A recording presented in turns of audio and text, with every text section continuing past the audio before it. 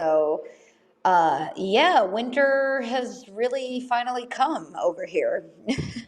You know what's was really interesting that I saw is the Buffalo Bills stadium. Oh, Like, yeah. yeah, like how people are shoveling their own seats to go sit and support their team. And I was like, now that is loyal fans right there. Yeah, I saw people like sledding or like doing weird things in the stadium. But yeah, Buffalo gets it way worse. Yeah, I'm in New York City, so it's not as bad, but up north, yeah, they really really get it. So yeah, we yeah. we had like an inch, like little sprinkles, little Yeah. babies.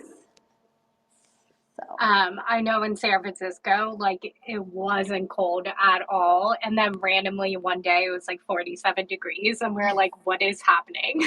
Yeah, yeah. In New York, it's fluctuating a lot too. There was a few days ago, it was like 58, and then it got down to 35. So things are crazy. You got to check every day here in New York. But Hmm. thank you everyone for joining. I see that everybody's filtering in, which is so wonderful and exciting. I think we're gonna just kick it right off as people begin to, continue to come in. So, thank you guys for joining. My name is Rachel Surwitz, and I am the founder and CEO and career coach at Woken. And we are very excited. This is our 17th time speaking on Fishbowl. And you can follow either me or Anne clicking on our profiles, and that way you can be notified of future conversations. So today we are kicking off actually the first of a new series. And it's called Recruiting Unfiltered, right? So we're going to pull back the curtain on the job application and hiring process so that we can help you all, job seekers, to strategically navigate your job search. So, we're going to review today the early portion of the process, some hiring trends, ATS, passing the screening round, what recruiters are looking for, and also just some general other areas and tips of your job search to keep in mind. Um, so I'm going to interview Anne for about 40 minutes, and we're going to leave it open for audience Q&A for 20 minutes at the end. And so you can actually participate in that Q&A by raising your hand to join the stage, and the button's in the bottom right, or and make sure to enable your microphone to do that, or you can direct message me your questions and we'll keep your name anonymous. So, super quickly, I'll give you the 30 seconds as to who I am, and then we'll have Anne introduce herself, and then we're going to dive into the questions. So, just so you all know where I'm coming from, I started out at Goldman Sachs, and then I worked at Bridgewater. I was in operations and then recruiting and performance management. Eventually, I got training through NYU in coaching and got certified through the International Coach Federation. I've done career coaching at a variety of organizations, in addition to building my own company for about 6 or more years now at this point. So I have coached hundreds of different individuals in their phases of clarifying their direction, job searching, and just navigating the workplace. And I also did a tech MBA at NYU Stern. So if any of that is interesting, I'm happy to circle back to anything in my background in our Q&A section. But Anne, please fill us in briefly on your professional history so we Yeah. have context. Yeah, for sure. So I'm Ann Pritzky. I'm located in the Bay Area, and I've been doing recruiting slash people ops for the last 4.5 years. So I've definitely seen it through the different markets that have been happening. I started with a small startup company named MoveWeb, and then went to a talent acquisition firm where I got placed within some Series A startups, grew out and scaled their startups through the go to market recruiting side, saw the really much storming norming, and then went to Cockroach Labs, which was a Series F company. And from there, am now at a payment platforms company called Adyen, which is a public company in Europe. So got to see all sides of recruiting and super excited to be here. Awesome. I love that. Awesome. So let's just dive straight in. The first thing we're going to think about and talk about is just some trends. Before we get into specific candidate tips, I just want to set the scene on any trends. And I personally see that people love to have that macro view and it's helpful to be aware, but at the same time, each job seeker can think about their own journey and what's applicable to them. We don't want, the news and all the layoffs to, be discouraging to somebody, but rather we want them to understand what's going on in a way that, they know how to navigate their own path forward. So, people are saying, right? We keep hearing this through the grapevine that, hiring is slowing, right? And we've seen those statistics, we've seen the layoffs. But what are you seeing generally in the market, with hiring? How do you feel things are, now? And, I'm curious your thoughts on the variety of how to look at the trends based on certain roles that may be more or less popular and trending versus industries. And so yeah, what are you seeing sort of out there? Yeah, I mean, I think breaking it down, it all depends on the company industry, the size, the structure, where they are at in the market. So if we take a look back at our market, we went through COVID and we went through all the layoffs. And that was a readjustment because we had no idea how this pandemic was really going to affect us. And then moving forward, we saw an up like wind and growth within a lot of companies that realized, oh, we can actually succeed in this economic market and continue to scale our companies. And you could see this from Series A companies to all the way public companies that continued to scale when it came to the roles that they were hiring for. And this is across the board from engineering roles, product roles, marketing to sales and recruiting roles.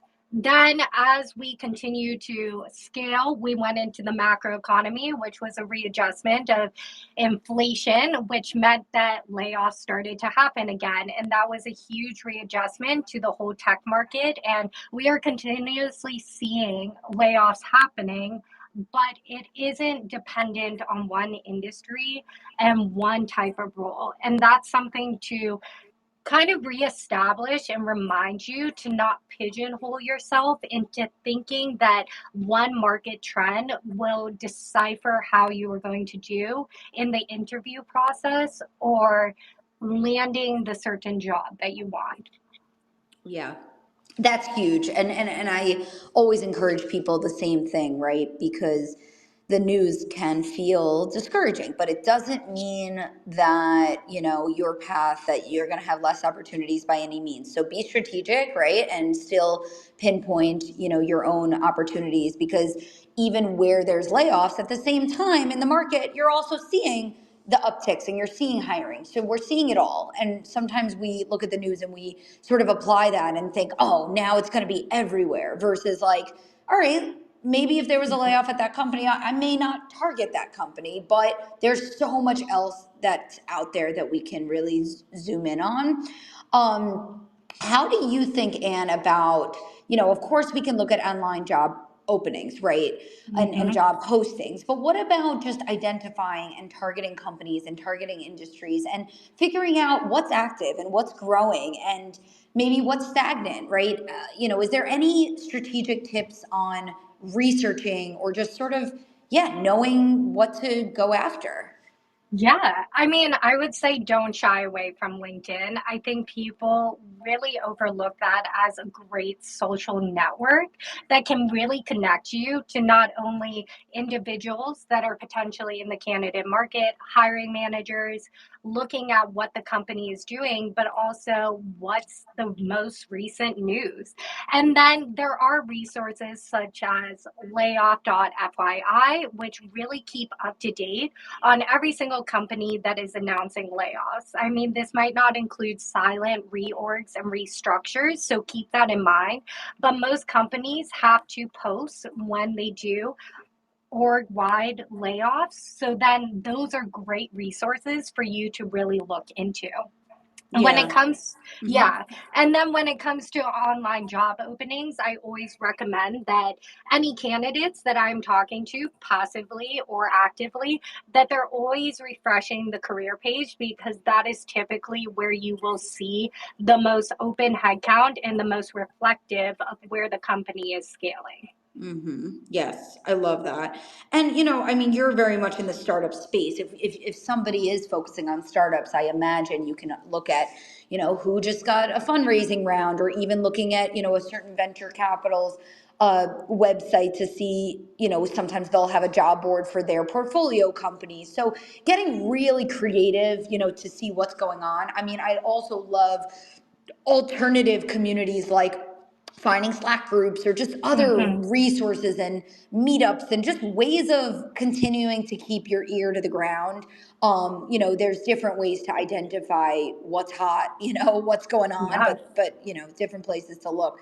Um, are you seeing more of a focus on hiring talent with, an exact or, a previous role, or any flexibility in hiring pivoters, right? How are people looking at candidates? Or, maybe it varies across certain roles, but I think when the market feels narrow, people worry about, is pivoting still possible? How are people viewing Yeah. candidates?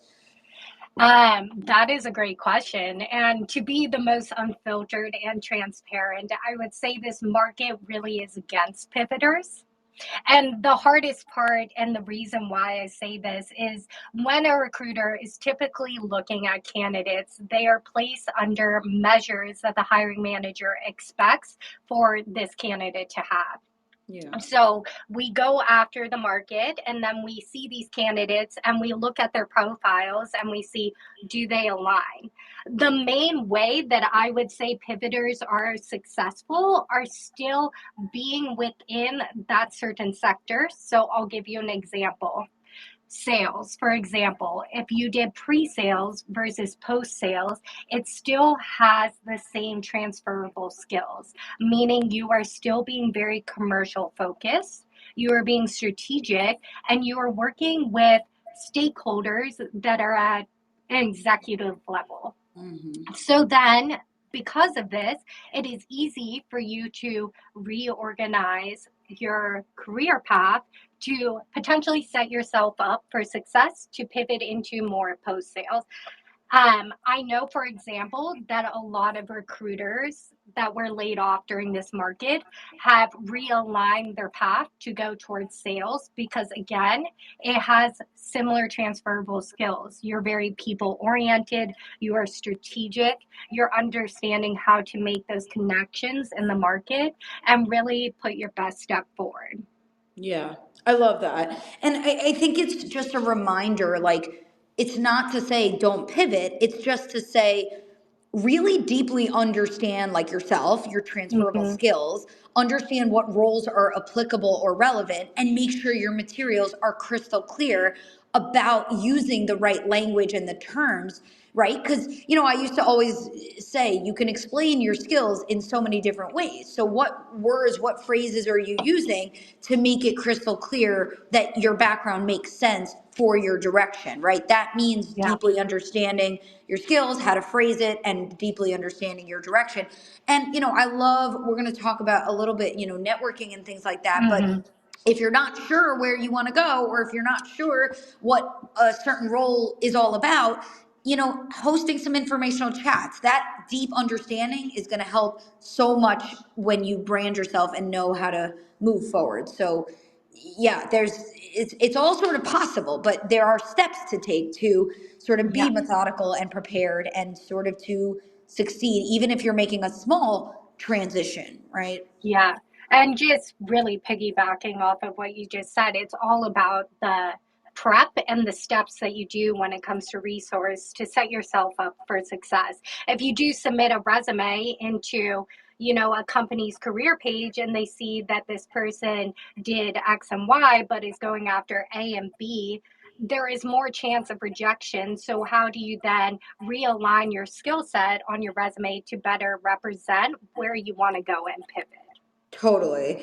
I do think sometimes candidates, look, it takes a lot of time and effort, but we can't be willy nilly, right? We have to, it might be worth it to take a little extra time, be strategic about, do your materials make sense? Does this application make sense? How am I going to get my foot in the door? What's my direction? Am I aligning my branding versus just it does take a high volume of these applications, but we want to be really thoughtful to think about what's happening at the other end of this application. Um, Hmm. so to take it one step further, there is some technology involved, right? There's ATS, there's AI tools. How are you seeing, like, first of all, what tools are you seeing being used? And how are you seeing it being used? And like, what does that mean for candidates? Yeah. So just to reiterate what an ETS is, it's an applicant tracking system. So typically companies will use these to leverage data and make sure that candidate experience is top notch, hopefully, and really understand what's happening in the internal side of the interview processes. So, for example, this includes things like greenhouse, lever, Ashby, and you probably see it when you apply to these company pages that will take you through lever or greenhouse. These ATSs are really important for companies and the hiring and the recruiting process to make sure we really understand the candidates that are coming through. And it will also help us realize, hey, maybe we're not doing the best job evaluating and we need to realign where we're giving feedback or making sure that our hiring managers know what they're going after, or we are delivering the best case study to evaluate that experience that we are looking for. So it works in those terms as really helping internally where the recruiting org is at and how we are evaluating candidates. Externally, it helps candidates because then we get a higher scope. Are we being diverse? Are we having, the right interview experience for these candidates? And are we really being there as a correct support system? Yeah. Um, yeah, so that's how I see the ATSs. The one thing that I could say works against candidates in this is that ATSs do announce when you've already rejected somebody. So if you're applying to that role over and over again, as you see it's open, it will start picking up on the fact that this person was rejected. Therefore, when going through resume review, some recruiters might not slow down and review your resume for this new role because they've seen that you've been rejected already in the system.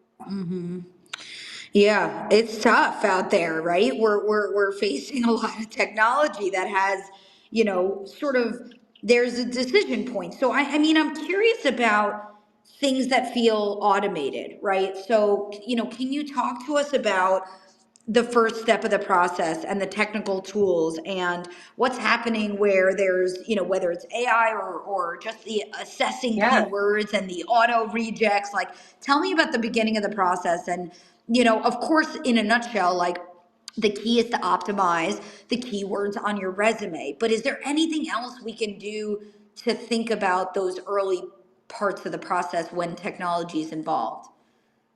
Yeah, so especially in this market, and I will just give you a real life example. For our company right now, we are hiring for a senior recruiter. And as you can imagine, we have a lot of inbound applicants due to the layoffs that have happened in this market. Being the recruiter on this role and getting to review these resumes, it has to be efficient, but also understand that we are slowing down at the same time and making sure that we're not like 6 seconds, we review, see if there's keywords, and just pass it off onto a rejection. But I do want to be mindful that to set yourself up for success, review the job description that you are applying to, make sure keywords are transferable to your resume, and understand that the ATS system, although it is automating and it's there to really make sure that you get hopefully a response sooner rather than later if it's a yes or no, and make sure you feel supported in your next interview process. It's also there to make sure that the data is being collected and understanding if the proper market is applying or if we are evaluating those keywords that come through. Yeah. Um, I do have a few questions, and these are some of Mhm. things that actually you and I didn't necessarily prepare, but I hope it's okay for me to go off the cuff Yeah. and just tell me if you want to go in another direction. But On that technology piece for a second, like, and tell me if this is in your scope of just understanding Hmm. how the tool is set up. But is it, are we talking what is the top 5 keywords in a job posting that we should have in the resume? Is it the top 10 keywords? Is it the fact that you said one word multiple times? Like, how can somebody, and of course, again, you don't want to force fit it. You want to make sure those words Hmm. make sense. But, again, like, what is the specifics of how we should be optimizing those, keywords? Yeah, so there are two parts to this, and I think it also depends on what roles you are going after. So I can also give you perspective on technical versus a sales resume and what I would be looking for. So if an engineer applied to a role, I would expect to see quality data of how they used certain tech stacks, programming languages to create projects, maybe an updated GitHub that you could click the link to make sure that they are working on those ad hoc projects to better their skills, and having that clear, concise language that they understand what languages and like tech stacks they're working with. If you're on the sales side, I do expect that there be details on your quota. Are you hitting the quota? What kind of stakeholders are you working with? What clients, customers, or merchants are you going after? So, for example, at Adyen, we have different pillars. So we have digital platforms and unified commerce. Individuals I would look at for the account executive role would have to highlight that they've worked with enterprise companies within those sectors for me to better understand their experience before jumping on a first call. So get into those nitty gritty details. Don't be afraid to have more than one page of a resume as long as it really has those call outs to the data on the resume and those keywords. Yeah, I think that's so important. Whenever I'm editing resumes, it's like people will write things that just read like a responsibility or like almost like a requirement on a job posting. So yes, it's like what you were in charge of, but don't make it broad or vague. Like get Mm-hmm. clear, quantify, specify like what type of customers, how many customers, like really look at every bullet and say, is this clear what I did, how I did it, what tools I used, what were the outcomes, the metrics. So always have another pair of the eyes on your resume, because I find that people, it is hard. We don't know how to talk about ourselves. And so when you have a fresh pair of eyes, it can go such a long way to tease out the specifics, which is great. Um, Yeah. yeah. You mentioned like the inbound leads, right? So we all know networking is real. Can you give us any sense of, how it looks to you when there's, somebody coming from the job boards and job applications that are online versus somebody has an email that's being sent in, or maybe a referral or an introduction from someone who works there, right? There's the networking and the human piece, and then there's these online applications. And how do you prioritize, how do you look through all of that? Anecdotally, are you seeing people hired who came from both sources? Because it feels like different avenues to get your foot in the door, to get noticed.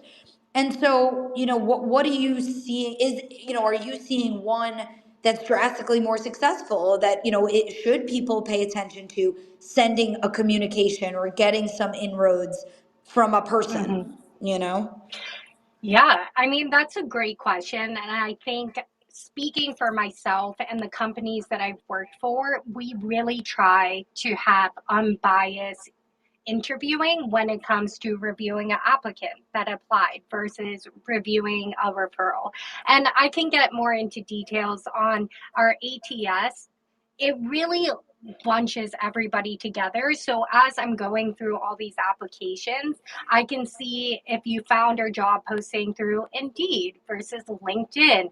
If you came through a referral, it'll still be in that same pool of candidates. And then I can determine, hey, is this person actually a good candidate for this role, even though they're just a referral?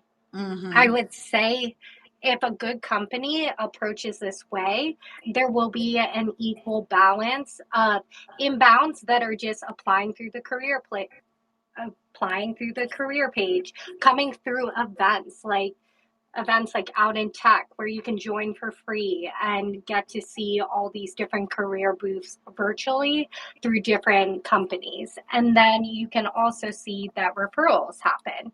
Again, it's always helpful to have an internal connection in the company. I think it does move you forward quicker and you do get a response. And it's always helpful as well to do your due diligence. Reach out to anybody that you see might be a recruiter at that company you would like to work for.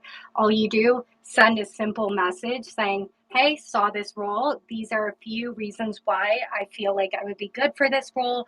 If you are not the person that is working on this role, I would love if you could connect me with them, or I love to just have a quick 5-minute conversation with you. And that is how you can do your due diligence as a candidate to put your best foot forward.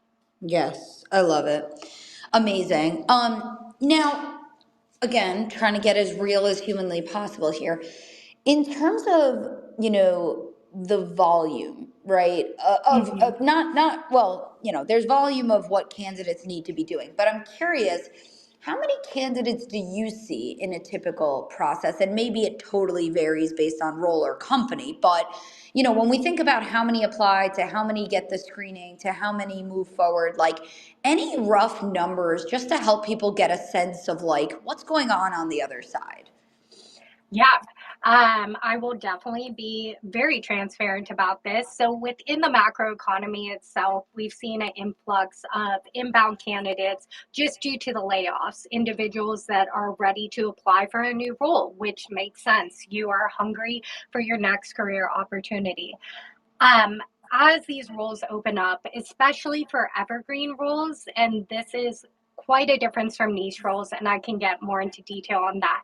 Evergreen roles are consistent roles that companies are hiring for every year that impact the business and where the business is growing growth wise. So you will see SDR roles, sales development roles, AE roles, account management roles, so account executive, account management. And then if it's a niche role, you'll won't see as many applications, if that makes sense.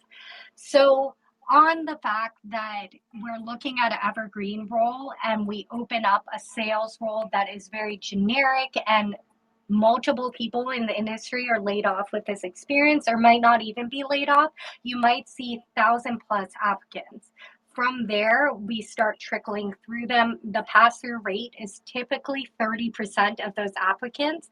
And from there, as we continue to strategically align with our hiring managers, you will see less and less pass through, but that's because we are finding the candidate that works for us. So that's kind of a rough measure. It definitely depends on industry and it definitely depends on the role. You will see a lot more applicants for recruiting roles right now versus a marketing role, I would say. So that is kind of what I'm seeing internally. Okay. That's helpful.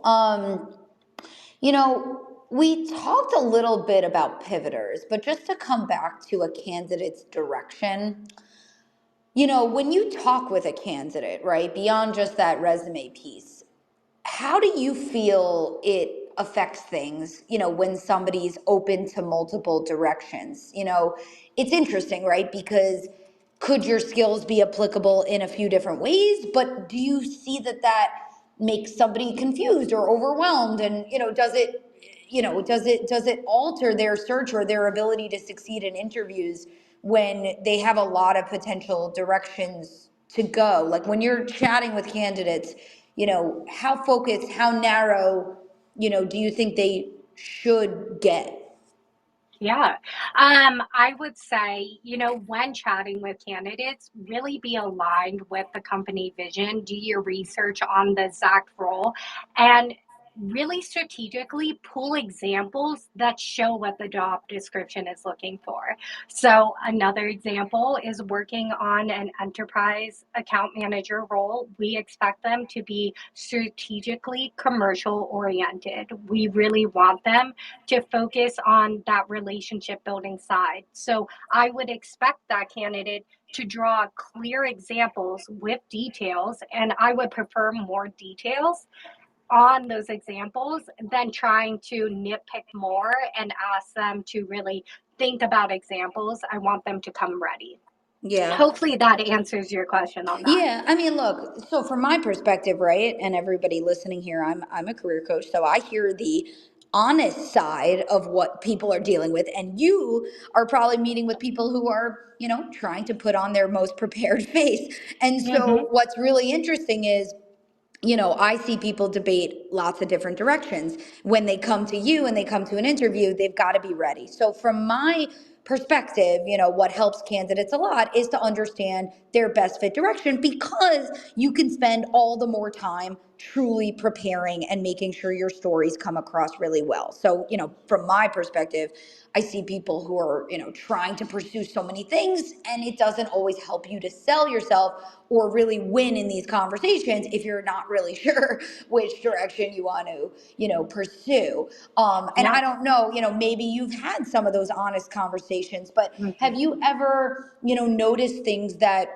are you ever in those early screener conversations where maybe you do notice moments that somebody like has a few potential directions, and how do you help them, if at all, try to pinpoint their own, direction? I'm sure you're good at recognizing transferable skills, but are there Mm-hmm. ever moments where you're helping somebody who's not sure of their direction? Yeah, so I can't speak for other recruiters, but the way I approach all my calls, whether they be or inbound, meaning they're actively applying, or they be passive, where I actually sourced you through LinkedIn or another outlet or channel, I will always ask, what are you looking for and what actually inspires you to be on the phone today? And it makes them take a pause, I think, because you can understand when someone actually knows versus somebody is like, I actually don't know, but this is a whole open conversation that we can open up. A Mm. lot of the passive candidates that I've worked with will always reflect with me at offer stage saying, before you ask, what do you want to do in your career? I had no idea. And then after our first call, I sat down and I wrote out on a piece of paper, whether it be Google Doc or you actually manually out on a piece of paper, but really write, hey, this is what I want to do day to day. This is really where I see myself going. And these are the kind of roles that align with that. And that also takes us back to pivoting and how you can really get into that pivoting side of your career by really just writing down exactly what inspires you on your next move. Yeah. Yeah, it's huge, and it makes a difference because, as much as we can prepare for interviews, usually the truth does come out in one way, shape, or form. So the more you can align with yourself, the easier it's going to be to navigate Mhm. all of these conversations, which is really, really great. Okay, we talked about how candidates are getting noticed a little bit and landing those first round interviews. We Mhm. mentioned how it's helpful to email a recruiter or a hiring manager. Is there anything you wanted to add to that? I know you gave us really good language for how to send that sort of simple but powerful note. Anything to add about just getting noticed, landing the first round interview? Obviously, you're going out of your way to email. Anything besides for that, just to add to that? Don't be afraid to prepare and do your own research. Don't be afraid to ask for help. I think there is that ego side that we all have as human beings that we're like, hey, I know how to interview. I got a role before. I can do this on my own. And then by the time they're actually asking for help, it's when they're burnt out in the interview process. They have gotten multiple rejections, maybe been ghosted by other recruiters. They weren't given feedback that they really truly understood because it was so vague. make sure you're really kind of slowing down and being like, hey, I actually have a connection to a career coach that I would love to use. Let me use that as a resource to better myself when it comes to the market, especially in this market, because it's Mm. so tough, it's so saturated. You're going up against so many people of different leveling of experience for a individual contributor role that you might feel like they said they need 3 years, but people of 15 years are applying to it. So just keep that in mind to always leverage outside resources and understand that your network is your best power. Yes, I love that. And just getting support like mentally, like it's a Mm-hmm. lot. So you want holistic support because when you do have the interviews, you don't want to show up burnt out. You want to show up really ready and energized. So it's, like you said, slowing down, like it's a quality approach. Of course there's quantity, but getting the right Yeah. support from different places. And you mentioned something interesting that again wasn't part of our prepared questions, but Yeah. if you are seeing people who are more senior applying to more junior roles, or we could call it whatever, different levels, how are you looking at that? How are you handling that? Like, is that, are those people being considered? I think there's always the worry of taking somebody too senior. Like, are they just gonna leave? Is this gonna motivate them? Is this gonna be the right fit? Like, so in today's market, because it is so competitive, maybe these more senior folks have more skills and experience that it's being looked at positively. But I'm just so curious, how do you handle that in terms of somebody's, breadth and depth and tenure of experience? Yeah. So just to backtrack a little bit and actually show the transparent recruiting process, when recruiters meet with a hiring manager over an open headcount, we evaluate it based on how many years do you think this person needs to succeed in this role to perform these duties day to day. Most job descriptions that you see will be like, hey, we're looking for a minimum of three, I'll just say recruiting, for example, 3 full cycle recruiting years, preferably in house versus agency. But then when you internally look at what that hiring manager is looking for, they could be looking for somebody who has 7 years. So it's really going in as an internal recruiter and being unconscious, having that unconscious like bias and making sure that we're not having that when it comes to evaluating. And there will be times that people are more senior when they are going up for an entry level role. And it's really understanding that the recruiter knows how to evaluate that. So I would Mhm. ask questions being like, hey, like, actually, I see that you're in a director talent acquisition role, managing a team of 16 individuals. How would you feel being in an individual contributor role, not managing anyone and actually running that full cycle recruiting? Mhm. And those recruiters that actually push back and, say, hey, is this exactly what would make you feel successful and happy day to day, are the ones that should decipher if they are a good fit for that role. Right. Okay. That's great. That's super helpful. It is a volume game, right? So Mm-hmm. what volume, like, have you sort of become privy to? Again, this is sort of my side of the coin, but when you think about one candidate to succeed, right, they might be spending weeks or months doing applications and interviews. Do you have any anecdotal insight into kind of what you're seeing for one candidate to go through a process to get to offer?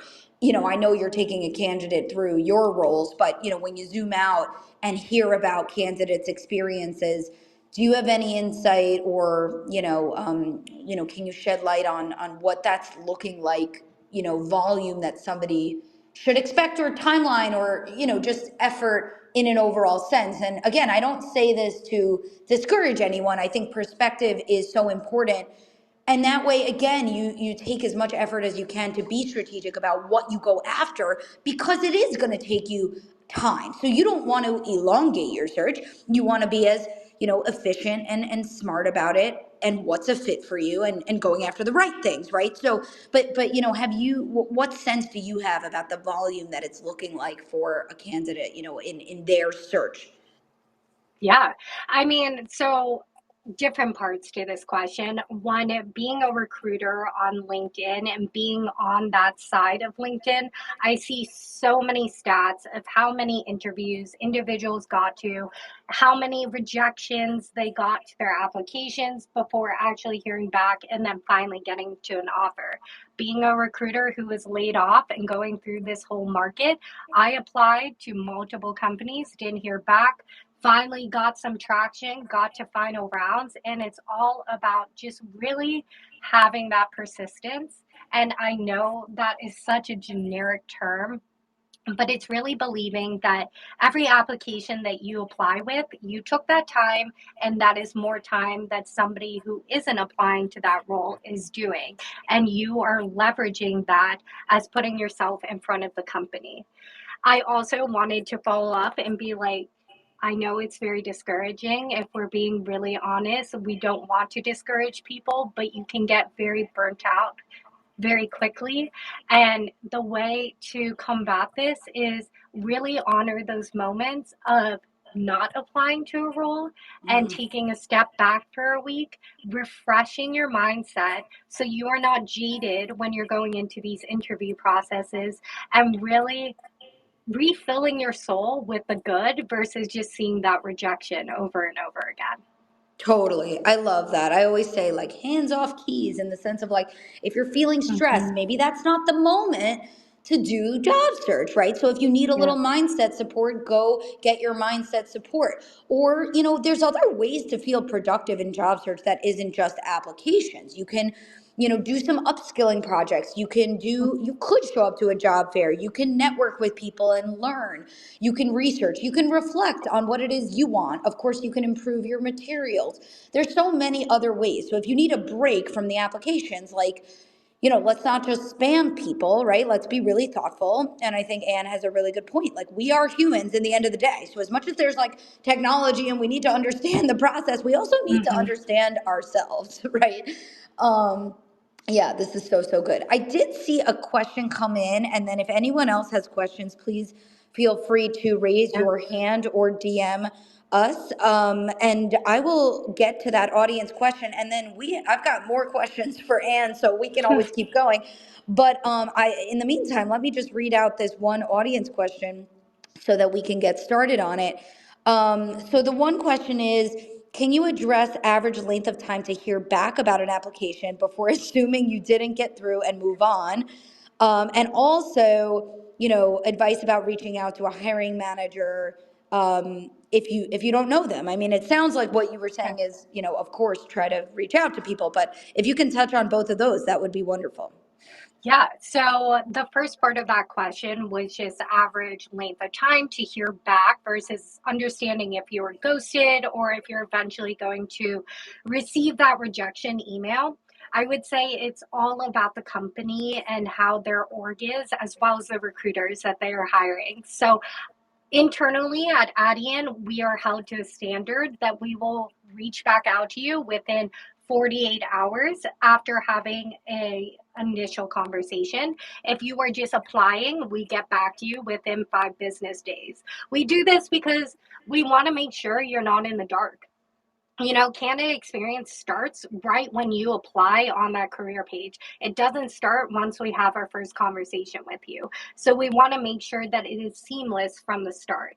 I would say that although you might lock it into your brain, hey, I haven't heard back in a few weeks, let me move on.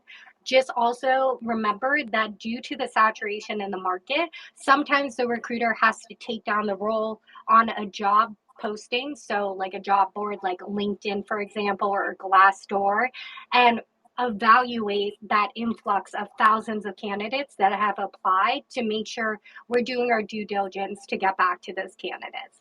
Mhm. So I would keep that in mind. And then what was the second part of that question? Just reaching out to a hiring manager if you didn't Yeah. already know who they are. I mean, it sounds like what you were saying earlier was to reach out to a recruiter. I imagine maybe the same Mm-hmm. goes for a hiring manager. But yeah, if you're going to decide sort of who to reach out to, how do you think about whether reaching out to a recruiter or hiring manager. If you don't know either of them, I mean, I think both would probably be overkill. But yeah, the question was specifically about reaching out to hiring managers. So I don't know, do you suggest Yeah. reaching out to the recruiter first or the hiring manager, or who do you suggest?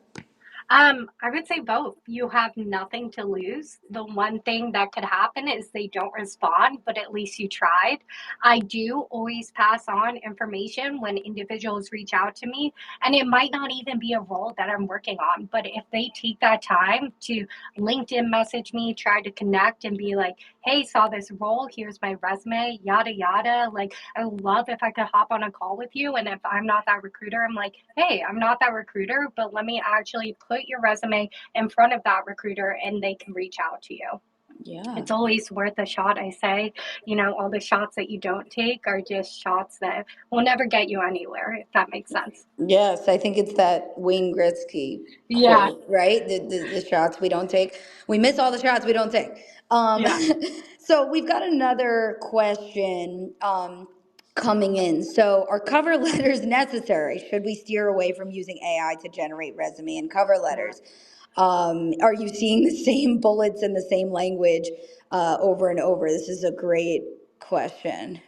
Yeah. So, I mean, I would say don't chat GPT your resume. We can definitely see that the language. Oh, and you were cutting out for a quick second. Um, I don't know if that's just me, but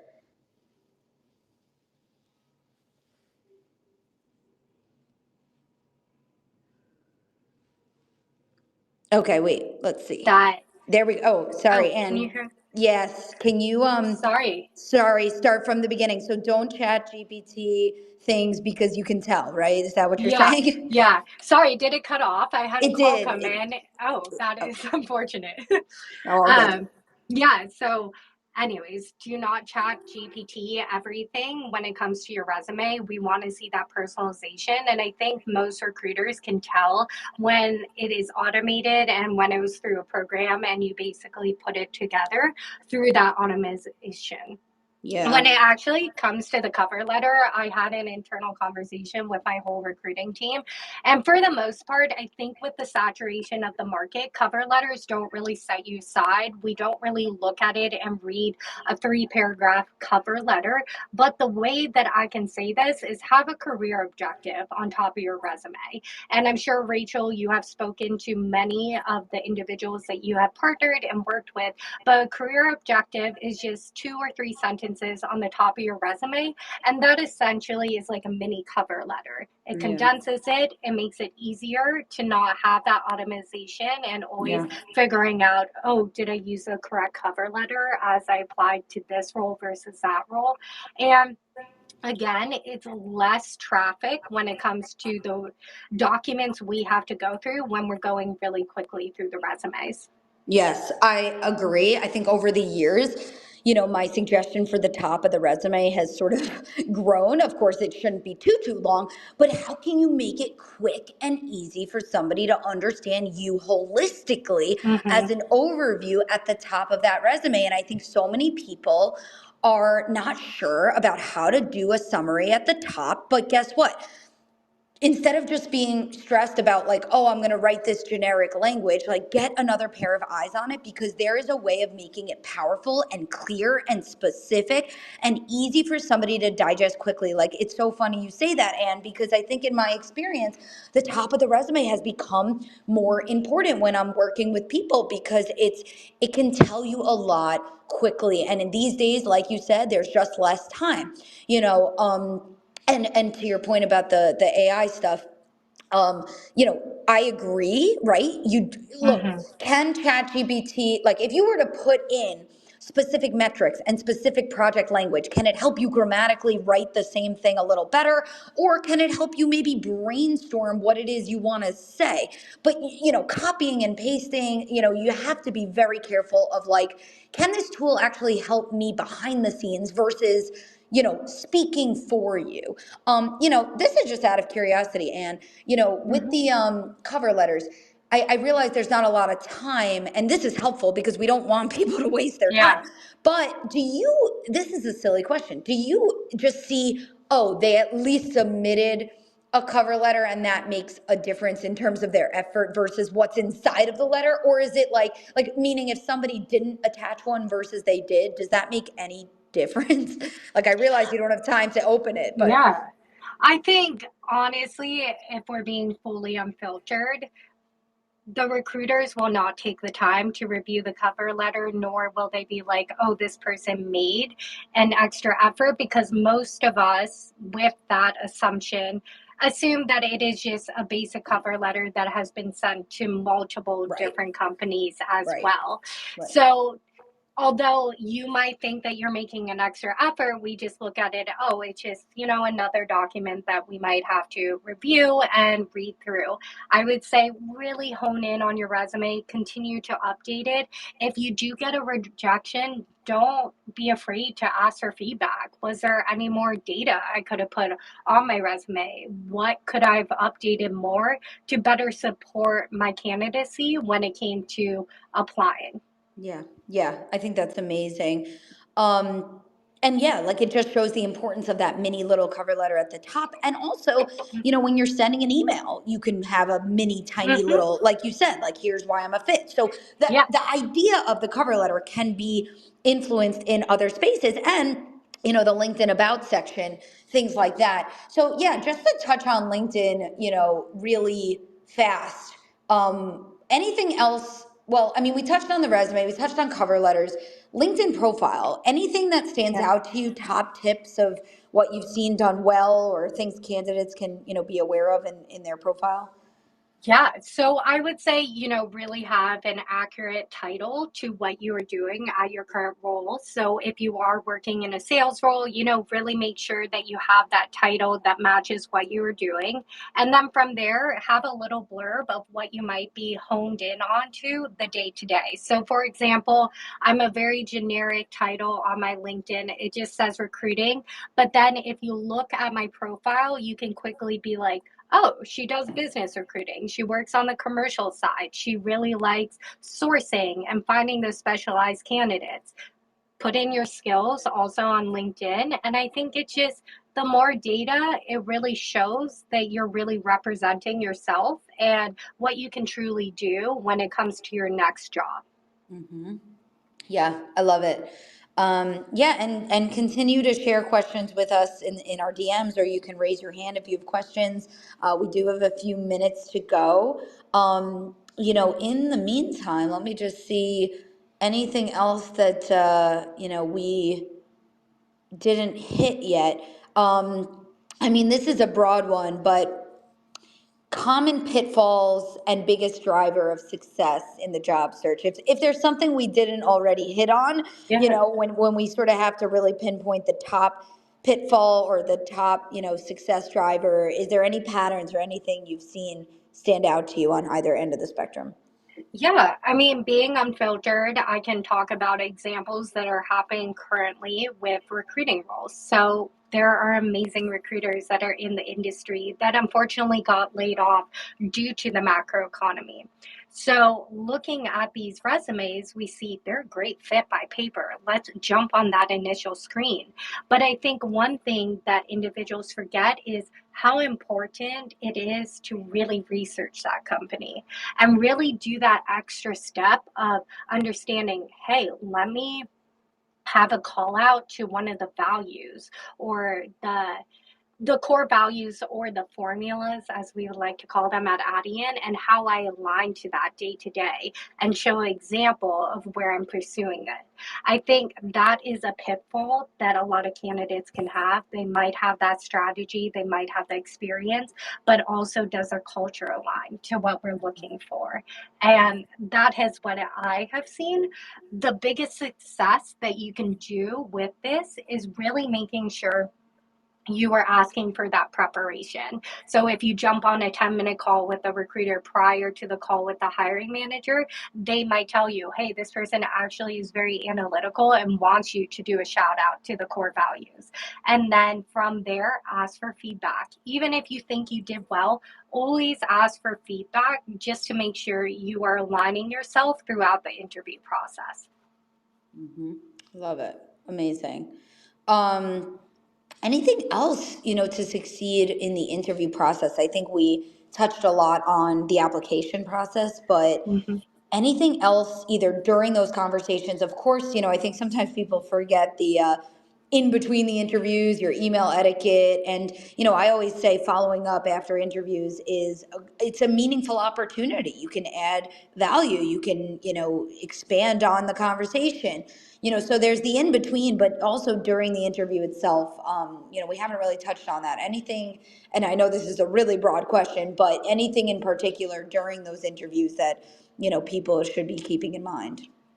I think, be proactive. Don't wait for the recruiter to reach out to you on next steps. Be proactive and ask, hey, when do you expect to get back to me? And if they do give you a timeline, that better helps you in that motive to reach out. So if they said 48 hours, I would expect you to hold me accountable. And if you reach out after those 48 hours, I will definitely have a response for you or understand where you're at in the interview process. I think when it comes to doing, more is always better. Again, ask for that preparation call. Don't be afraid to bother us when it comes to feedback. Most recruiters should value each candidate's time and jump on the phone with you or send a quick email being like, this is the reason the team decided to move in another direction. I hope this helps you understand where you are at so you can better support yourself for another interview process with another company. So yeah, I know that Yeah. sounds very No. repetitive, but it really comes Yeah. down to the same things. Yeah, no, and I think that the transparency is key. And I know that not everybody will answer or give that feedback, but Hmm. A, like trying, and B, I find that with a lot of candidates, sometimes they're like self aware of what they think could be going on. So when you have that career coach, you can pivot and you can reflect and you can figure out where to strengthen and you can figure out where you need more information and where you need more support and where you need more practice. So definitely get that feedback. But just getting support in one way, shape, or form to always be trying to improve your candidacy, even if it's working on your own self and asking yourself critical questions about how am I doing? What have I been pursuing? What do I think is going well and not going well? And of course, where we can get feedback, of course we can and we should and we will. Um, Amazing. Any last words? I will definitely kind of wrap up and make sure you all know exactly where to find us, both of us to follow up. But Anne, any last minute tips or words of encouragement and wisdom and Yeah. Just try to not lose sight of who you are in this job market. Going through interview processes can be very dehumanizing at points, and you feel like you're always making an effort for rejection. So remind yourself that making that effort is more than most are doing, and to continue to be proud of yourself. I think, again, if you feel yourself being jaded or burned out, take a step back, really realign yourself and take care of your mental health, and do not stress over that email you might not receive a response from. Just know there's always an opportunity that's out there for you. yes, I love it. Thank you so much for that. Wonderful. It's we have to be holistic about this. We are humans in the end Mhm. of the day, so we have to take care of ourselves. I love that. So just to know everybody out there, I am here. I'm a career coach, and Anne, of course, is a recruiter and has that expertise. We are both here. If you have follow up Mhm. questions, you can find me on LinkedIn or Woken. You can find on most social media. We are either Woken or Get Woken. And our website is iamwoken.com. We have a ton of free resources, and we always offer a free one on one call if you want more support. But yeah, connect with me on Fishbowl as well so you can check out. We have upcoming events every 2 to 3 weeks. We are going to be back here with more recruiters, more behind the scenes, more tips. And you can always catch the recording if you want to hear what else you may have missed. And where can people find you and get in touch with you? Yeah, I would say LinkedIn is the best. Honestly, if you do connect with me, I love if you could just say Fishbowl Connection. I'll connect right back. I'll be open to helping you with any tips or advice that I can. And if you need any connections in the industry, I know multiple people in the tech org. So feel free to reach out. You're not bothering me, and I'm excited to connect. Amazing. Wonderful. Thank you so much for all your time and your honesty and really practical tips. So Of yeah, course. hopefully we'll do this again and we'll chat Yeah. soon. And thanks everybody for joining and take Thank you care. guys. Yeah. All right. Alrighty. Bye everyone. Bye.